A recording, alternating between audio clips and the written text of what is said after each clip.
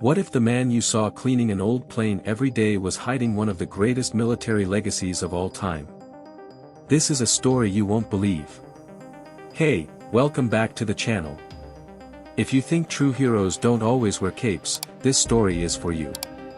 Let me know in the comments, where are you watching from today? For years, on a quiet air base, an elderly man named Frank could be seen cleaning an old, worn-out plane every morning. His task was simple: polishing the aircraft, making sure it was spotless, and keeping it in shape. Day after day, without fail, Frank would show up at sunrise and get to work. The younger airmen would walk past him, barely acknowledging his presence. They assumed Frank was just a civilian, someone hired to maintain the base's old equipment. Nobody ever questioned why he seemed so dedicated to that plane, or why he treated it with such reverence. But one day, a visiting general walked through the base. General James Harrison, a distinguished officer with a reputation for knowing the history of every veteran he met. As he walked past the planes, his gaze fell on Frank, who was working on the old aircraft as usual.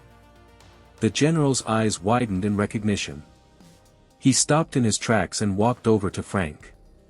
"Frank?" the general asked, his voice filled with awe. Frank looked up, a quiet, humble smile on his face. "Yes, sir."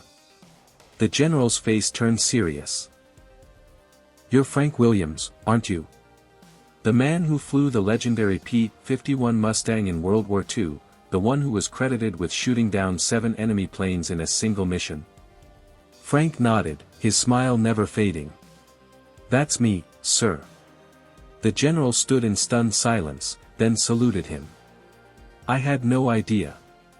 You should have been honored years ago. This base should have celebrated your service." The younger airmen gathered around, finally realizing who they were standing next to.